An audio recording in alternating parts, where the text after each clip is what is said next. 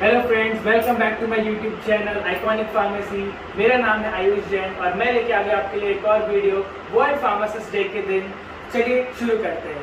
तो दोस्तों, सबसे पहले तो आप सभी को वर्ल्ड फार्मासिस्ट डे की बहुत हार्दिक बधाई और साथ ही साथ बहुत बहुत शुक्रिया जो आप लोगों ने मुझे मेरे पिछले वीडियो में इतना प्यार, इतना सपोर्ट दिया। तो चलिए शुरू करते हैं और देखते हैं कि इस वीडियो में क्या है।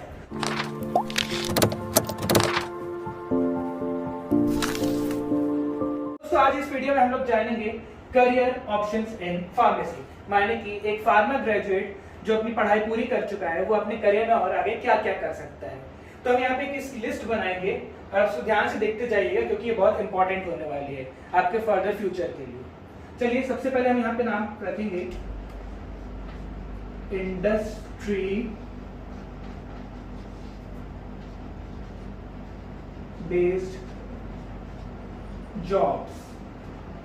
तो इंडस्ट्री बेस्ड जॉब से आप क्या समझते हैं? इंडस्ट्री बेस्ड जॉब यानी कि कोई भी जो फार्मास्यूटिकल इंडस्ट्री होती है उसमें कोई भी pharma graduate, pharma post graduate किस तरह से काम कर सकता है, कहाँ पे काम कर सकता है।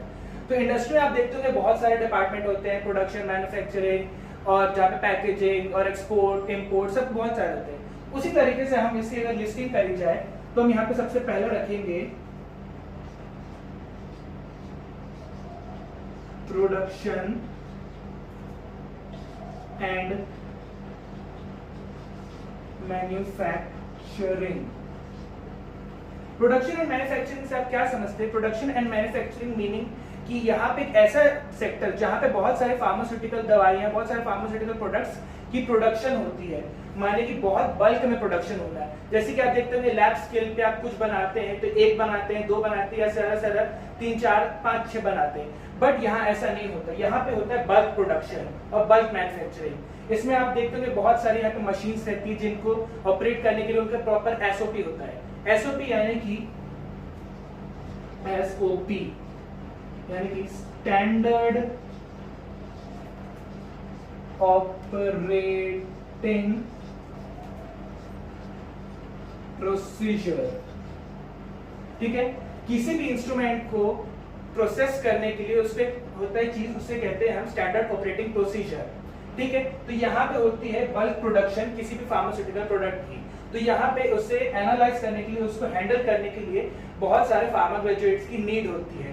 तो इंडस्ट्री किसी भी प्रोडक्शन एंड मैन्युफैक्चरिंग डिपार्टमेंट के लिए किसी भी बी फार्म या फिर डी फार्म ग्रेजुएट को इजीली हायर करती है। ठीक है, नेक्स्ट हम आते हैं, इसको हम कहते हैं QC यानी कि क्वालिटी कंट्रोल। क्वालिटी कंट्रोल से आप क्या समझते हैं? क्वालिटी शब्द से आप समझ गए होंगे किसी भी चीज की क्वालिटी यानी किसी प्रोडक्ट, फार्मास्यूटिकल प्रोडक्ट की क्वालिटी। और क्वालिटी कंट्रोल यानी कि अगर आपको सबसे सिंपल भाषा में बताऊं तो यहाँ ये इस डिपार्टमेंट में होता है चेकिंग ऑफ क्वालिटी, माने कि कोई भी फार्मास्यूटिकल प्रोडक्ट जो मैन्युफैक्चर होता है इस डिपार्टमेंट में उसकी क्वालिटी की चेकिंग हो जाती है कि उसकी प्रॉपर इवैल्यूएशन पैरामीटर्स खरा उतरता है कि नहीं, कि उसकी क्वालिटी A1 क्वालिटी में आती है कि नहीं। ठीक है, ये department one of the most important department कहा जाता है जहां पे कोई भी फार्मा ग्रेजुएट इजीली काम कर सकता है। ठीक है, इसके बाद में आता है IPQC यानी कि इन प्रोसेस क्वालिटी कंट्रोल। ये डिपार्टमेंट या फिर ये जो प्रोसेस होती है इस डिपार्टमेंट या इस प्रोसेस में ये होता है कि जो चीजें इस चीज को क्वालिफाई करके आगे बढ़ने की रहती है, पर जहां पे कोई भी एरर या फिर होने की निशानी रहती है यानी कि एरर होने के चांसेस रहते हैं, तो ये डिपार्टमेंट उसको क्या करता है? ये डिपार्टमेंट उसको मिनिमाइज द एरर्स। और यहाँ पे अगर मिनिमाइज वर्ड अगर आपको सही नहीं लग रहा तो हम यहाँ पे यूज कर सकते हैं रेक्टिफाई, यानी कि जो एरर्स जो भी QC डिपार्टमेंट में अगर कोई मैन्युफैक्चरिंग करते टाइम या फिर कोई टेस्टिंग करते टाइम एरर रह गए तो ये जो डिपार्टमेंट है, ये जो प्रोसेस है, इसमें वहां पे जो एरर्स की मिनिमाइजेशन हो जाती है फिर उसको करेक्ट किया जाता है। इसके आगे हम देखते हैं वो है QA यानी कि क्वालिटी एश्योरेंस। तो ये जो क्वालिटी एश्योरेंस डिपार्टमेंट होता है किसी भी फार्मास्यूटिकल इंडस्ट्री का, ये कह सकते हैं कि एक तरह से सुपरवाइजर वाला होता है। सुपरवाइजर का काम करते हैं किसी भी चीज को सुपरवाइज करना, एक चीज एश्योर करना कि यहाँ पे सारी चीजें प्रॉपर्ली अपना काम कर रही हैं। तो ये डिपार्टमेंट भी उसी तरह से काम करता है और सबको लीड करता है, यानी कि क्यूसी को भी लीड करेगा, आईपीक्यूसी को भी लीड करेगा। और यहाँ पे बताया कि जो अगर यहाँ पे चीजें आ रही हैं उनके पास, उनकी टीम के पास जो चीजें आ रही हैं वो प्रॉपर्ली A1 क्वालिटी की है कि नहीं, और सारी चीजों का एश्योरेंस देता है कि वो मार्केट में रेडी है मैन्युफैक्चर होने के लिए और लॉन्च होने के लिए। ठीक है, तो ये सारे हो गए ये। इसके अलावा एक और जो डिपार्टमेंट होता है जो कि किसी भी फार्मास्यूटिकल इंडस्ट्री का one of the most important department होता है, उसे हम कहते हैं R&D, यानी कि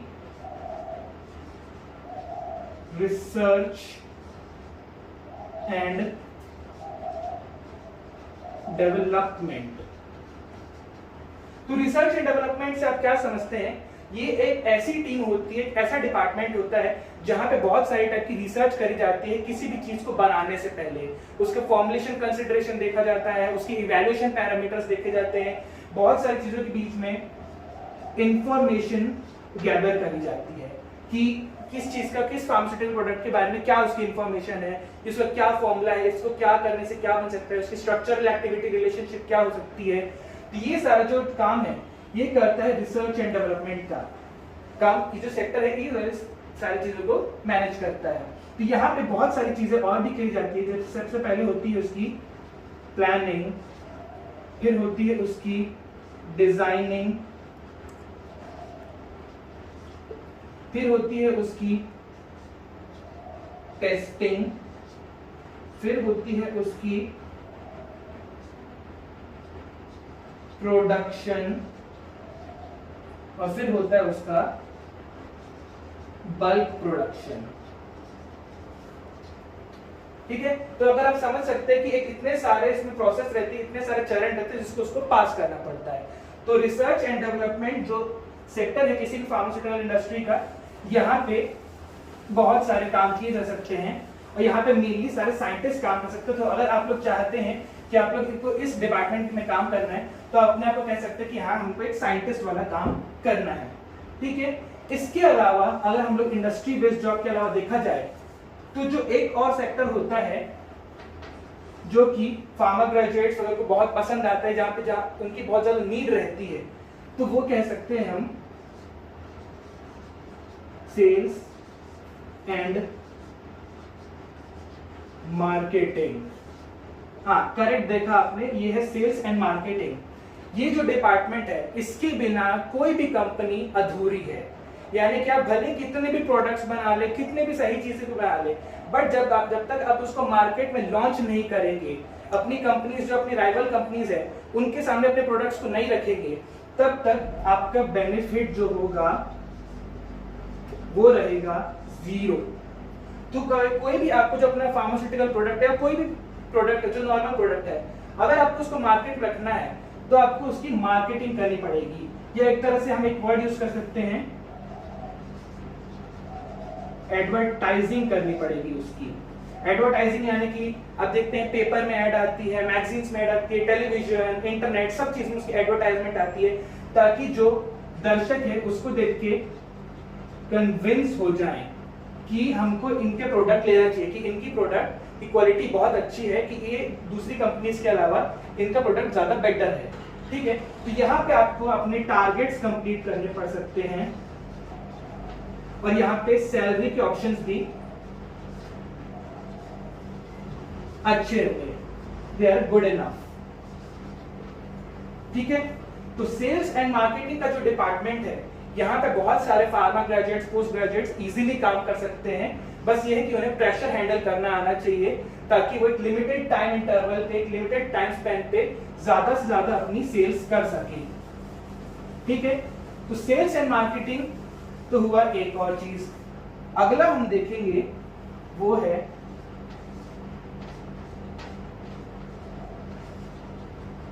एकेडमिक्स। एकेडमिक्स में आप देखते हैं कि जब आप कॉलेज में पढ़ते हैं तब आपको आपके सारे बहुत सारे प्रोफेसर्स पढ़ाते हैं जो कि अलग अलग लेवल के होते हैं, अलग अलग स्पेशलाइजेशन होता है उनका। जैसे किसी का स्पेशलाइजेशन स्यूटिक्स में होता है, किसी का कोलोजी में होता है, किसी का कोग्नोजी में होता है। तो सेम इसी तरह से बहुत सारे जो हमने लास्ट वीडियो में डिस्कस करते कि हमारे बहुत सारे सब्जेक्ट्स होते हैं, वो एक तरह से होता है हमारा स्पेशलाइजेशन। और इसको करने के लिए हमें एक एग्जाम क्वालिफाई करना पड़ता है, उसे कहते हैं हम GPAT यानी कि ग्रेजुएट फार्मेसी एप्टीट्यूड टेस्ट। तो इस टेस्ट के बाद अगर हम जब इस टेस्ट को क्वालिफाई कर लेते हैं ग्रेजुएट होने के बाद, तो हमको चूज कर सकते हैं M फार्मा या फिर फार्मा D, ठीक है, मास्टर्स इन फार्मेसी या फिर डॉक्टरेट इन फार्मेसी। ठीक है, तो ये जो दो कोर्सेज है, इन कोर्सेज के बाद आप एलिजिबल हो जाते हैं कि आप एकेडमिक्स फील्ड में आराम से घुस सकते हैं, कि आप किसी भी बी फार्मा या फिर D pharma diploma in pharmacy, इन दोनों स्ट्रीम के स्टूडेंट्स को इजीली पढ़ा सकते हैं। बट आपको साथ ही साथ अगर आप एकेडमिक्स में घुसना चाहते हैं कि या फिर एक प्रोफेसर या लेक्चरर के रूप में अपने आप को एस्टैब्लिश करना चाहते हैं, तो आपको यहां से इस एग्जाम को क्वालिफाई करना होता है। इसे हम कहते हैं नेट या फिर नेशनल एलिजिबिलिटी टेस्ट, क्योंकि according to the UGC norms आपको यहाँ पर इस एग्जाम को क्वालिफाई करना पड़ता है, ताकि आप किसी भी बी फार्मा या फिर डी फार्मा जो स्टूडेंट्स हैं उनको इजीली पढ़ा सकते हैं। या फिर इसके अलावा अगर आपको किसी डिपार्टमेंट का HOD बनना है या फिर प्रिंसिपल या वाइस चांसलर या चांसलर, कुछ भी डिपार्टमेंट अगर आपको जाना है तो आपको वाया प्रमोशन जाना पड़ता है या तो वाया एजुकेशन जाना पड़ता है, क्योंकि किसी भी डिपार्टमेंट का HOD होने के लिए हमें PhD होना जरूरी है, डॉक्टरेट इन फिलोसफी। तो यहाँ पे भी सैलरी के चांसेस अच्छे खासे रहते हैं और यहाँ पे आप इजीली अपना करियर आगे बढ़ा सकते हैं। ठीक है, ये तो हुआ एकेडमिक्स का। अगला हम आते हैं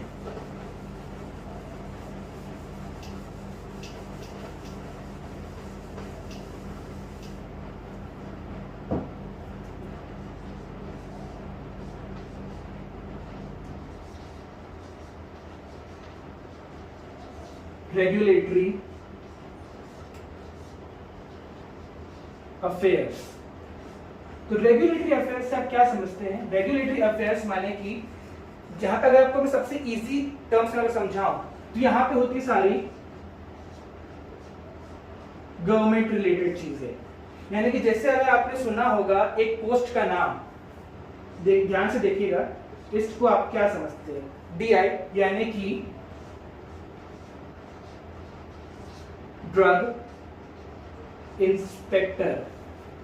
तो अब ये वर्ड सुन के तो सबके चेहरों पे हंसी आ गई होगी, क्योंकि ये वर्ड और ये जो पोस्ट है one of the most important post होती है किसी भी फार्मा ग्रेजुएट या फार्मा पोस्ट ग्रेजुएट के लिए, क्योंकि ये जो पोस्ट है यानी कि ड्रग इंस्पेक्टर की जो पोस्ट है बहुत रिस्पेक्टफुल पोस्ट होती है, बहुत सीनियर पोस्ट होती है, क्योंकि हर स्टेट का एक ड्रग इंस्पेक्टर होता है जिसके अंडर में सारी फार्मास्यूटिकल एक्टिविटीज रेगुलेट होती है। माने कि जो भी फार्मास्यूटिकल रिटेल शॉप्स होते हैं, ये जाके उनके बीच में इंस्पेक्शन करते हैं,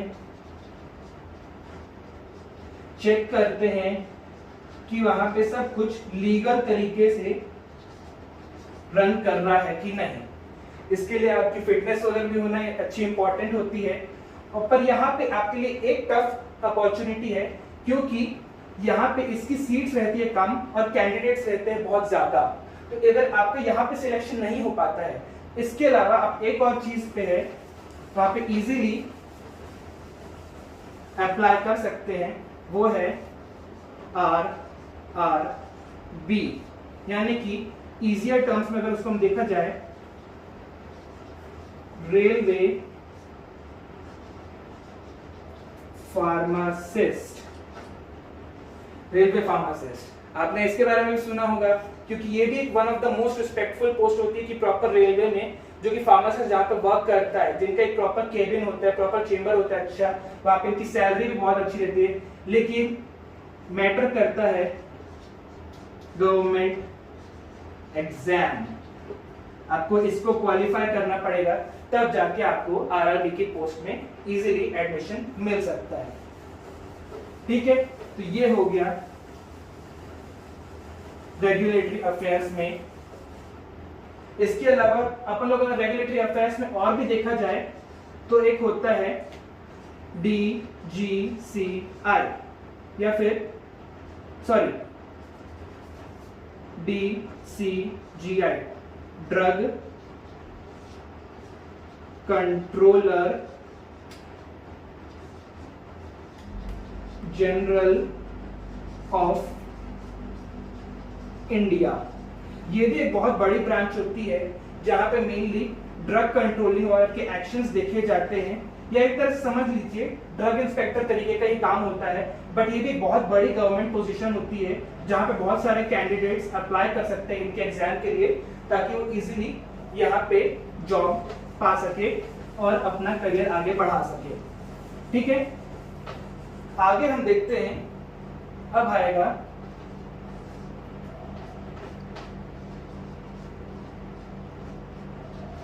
हॉस्पिटल फार्मेसी। हॉस्पिटल फार्मेसी तो आप सब लोग इजीली समझ ही गए होंगे, क्योंकि आप लोग देखते होंगे बहुत बड़े बड़े जो हॉस्पिटल्स रहते हैं, जैसे फोर्टिस हॉस्पिटल हो गया, या फिर जो सन फार्मा वालों का अलग से हॉस्पिटल है, नानावती, लीलावती, जो बड़े बड़े हॉस्पिटल्स है, या फिर कोई भी हॉस्पिटल हो गया, वहां पे एक हॉस्पिटल फार्मेसी होती है, और उस फार्मेसी को रन करना भी आसान काम नहीं होता है। तो यहाँ पे आपको गवर्नमेंट जो रहती है वैकेंसीज निकालती है कि आप किसी भी हॉस्पिटल फार्मेसी में इजीली काम कर सके। तो यहाँ पे आपको जो एग्जाम रहता है उसको क्वालिफाई करना रहता है, और आपको प्रॉपर गवर्नमेंट हॉस्पिटल्स मिलते हैं ताकि आप वहां पे इजीली हॉस्पिटल फार्मेसी में सर्व करें। बट इसको सर्व करना इतना आसान काम होता नहीं है, क्योंकि यहाँ पे देखते हैं ये किसी नॉर्मल फार्मेसी से ज्यादा बड़ी रहती है। But why?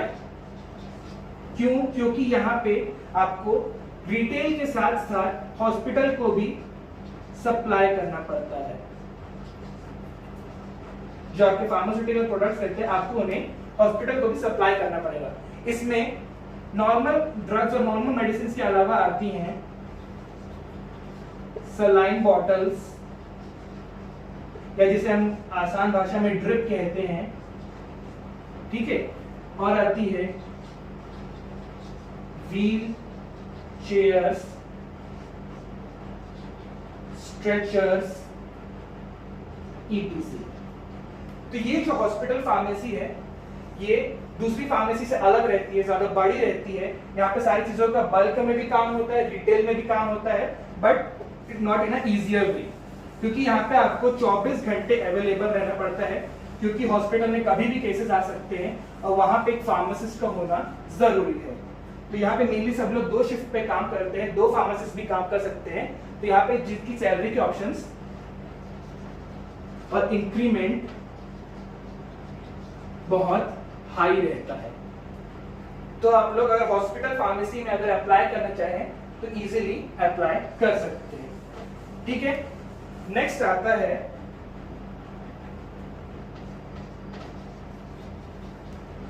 Pharmaco vigilance. ठीक है, फार्माको विजिलेंस से आप ये समझ सकते हैं कि फार्माको से तो आप समझ ही गए होंगे कि रिलेटेड टू मेडिसिन है, मेडिकामेंट, या फिर रिलेटेड टू ड्रग्स। ठीक है, विजिलेंस आप समझ सकते हैं कि मॉनिटरिंग।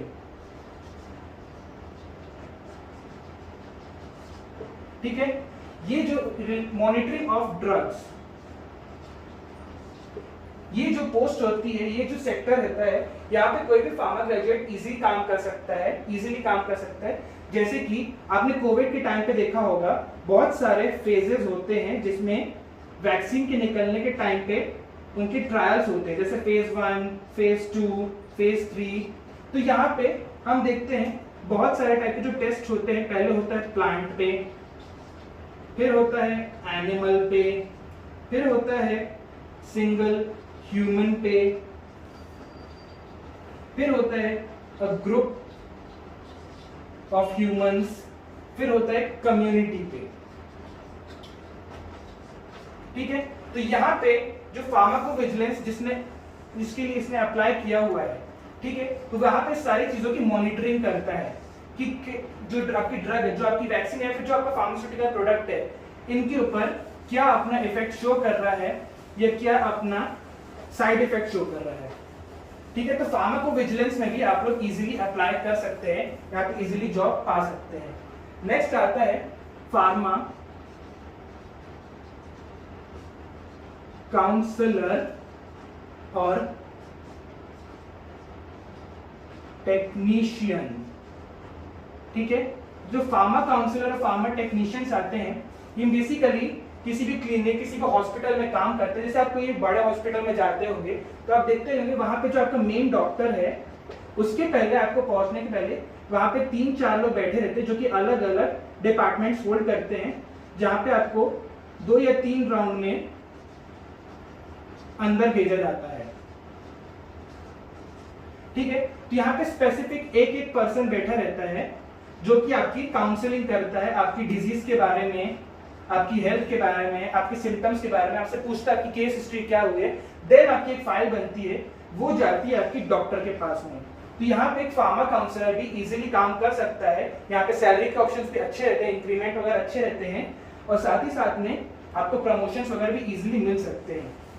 तो आप यहाँ पे भी चाहें तो आराम से अप्लाई कर सकते हैं। और बात आती है अगर फार्मा टेक्नीशियन की, तो फार्मा टेक्नीशियन भी बहुत सारी जगह पे काम करता है। जैसे कि एक मशीन टेक्नीशियन होता है, ठीक है, जैसे कि कोई भी हॉस्पिटल होता है, वहां पे आप देखते होंगे सीटी स्कैन मशीन है, एमआरआई मशीन है, या फिर और भी बहुत सारी मशीन रहती है। सेम ऐसे ही होता है फार्मा टेक्नीशियन। तो जो फार्मा टेक्नीशियन रहता है वो देखता है कि जो मशीन्स आपको आपके मेडिसिन को सप्लाई कर रही है, ठीक है, या फिर जो आपकी बॉडी में उसको किसी तरीके से एंटर करा रही है, तो वो यहाँ पे प्रॉपरली वर्क कर रही है या नहीं। तो जो फार्मा टेक्नीशियन है, ये उसका प्राइमरी काम रहता है कि देखिए सारे उसको मॉनिटर करे कि जो आपको ड्रग्स, जो आपकी मेडिसिन आपके शरीर में एंटर हो रही है, वो प्रॉपरली वर्क कर रही है या नहीं। तो चलिए, ये सब तो हुए करियर ऑप्शंस जो कि मैंने ब्रॉडली क्लासिफाई कर दिए कि जहां पे कोई भी फार्मासिस्ट, जो फार्मा ग्रेजुएट है, इजीली काम कर सकता है। अब मैं आपको बताने जा रहा हूं कि कौन सी टाइप की जो इंडस्ट्रीज होती है वो फार्मा ग्रेजुएट्स को हायर करती है। Number 1 health care, number 2 foods and beverages, number 3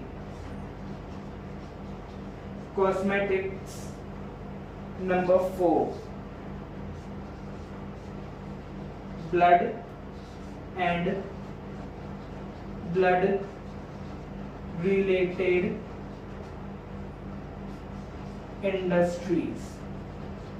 ठीक है, तो आप लोग अब तक में समझ ही गए होंगे। जैसे कि सबसे पहले चलिए मैं फूड एंड बेवरेजेस को ही ले लेता हूँ। तो फूड एंड बेवरेजेस में आप देखते होंगे जैसे बहुत सारी कंपनीज रहती है, जैसे कि फॉर एग्जांपल नेस्ले हो गए, या फिर कैडबरी हो गए, या फिर जो ऐसे और भी जैसे जो ब्रूअरीज इंडस्ट्रीज रहती है, किंगफिशर वगैरह जो, तो ये सब लोग एक एक फार्मासिस्ट को हायर करते हैं ताकि वो उनके सारे quality, evaluation parameters, formulation consideration, सब चीज को इजीली देखे, इजीली उनको मैनेज करे, ताकि उनका जो फूड आइटम है या फिर जो उनके बेवरेजेस है वो properly up to the mark है या नहीं। ठीक है, अप टू द मार्क होना बहुत जरूरी है, क्योंकि आप सब लोगों ने देखा होगा कुछ साल पहले नेस्ले के साथ में क्या हुआ था, क्योंकि उनकी कोई भी प्रोडक्ट्स की मतलब प्रॉपर्ली एकदम इवैल्यूएशन पैरामीटर्स को प्रॉपर्ली खरे नहीं उतर पा रहे थे, और उनको FDA and FSSAI, food and drug administration, और food safety and security authority of India, ये जो 2 ऑर्गेनाइजेशन है, ये मेनली रिस्पॉन्सिबल रहती है सारी फूड और उससे जुड़े एक्टिविटीज के लिए।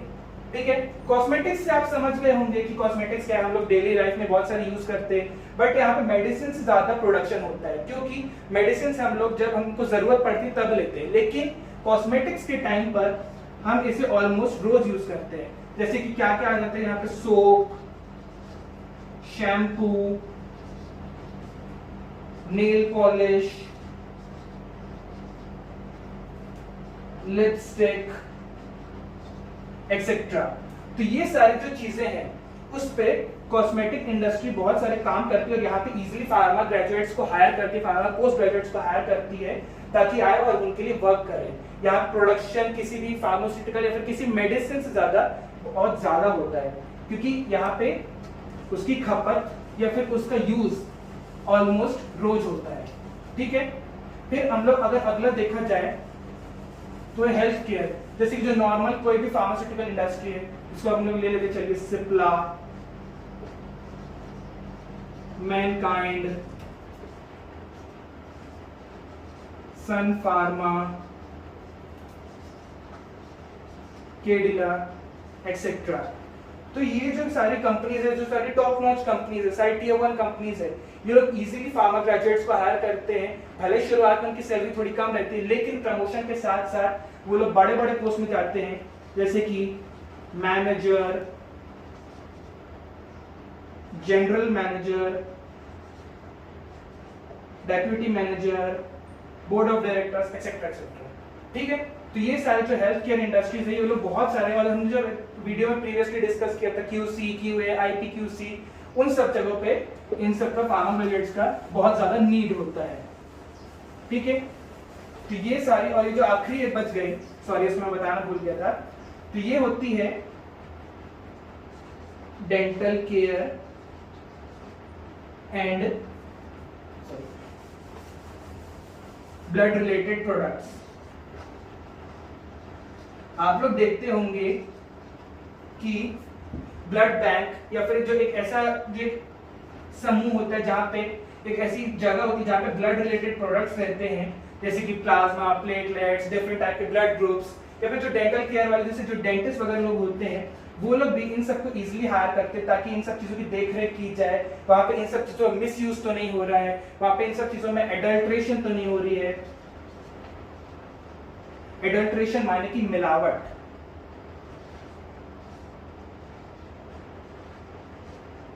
एडल्ट्रेशन वर्ड यहाँ पे बहुत सारे लोग ज्यादा शायद जानते होंगे, नहीं जानते होंगे, बट एडल्ट्रेशन का होता है मीनिंग मिलावट। तो यहाँ पे सारी चीजों की देखरेख की जाती है ताकि उस पर कोई भी मिलावट ना होए या उनके साथ भी कोई भी छेड़छाड़ ना हो। तो चलिए दोस्तों, इस वीडियो को यहीं पे एंड करते हैं। अगर आप लोग को मेरा वीडियो अच्छा लगा होगा तो प्लीज इसे लाइक करिए, कमेंट करिए, शेयर करिए और सब्सक्राइब कीजिए आइकॉनिक फार्मेसी को। Thank you.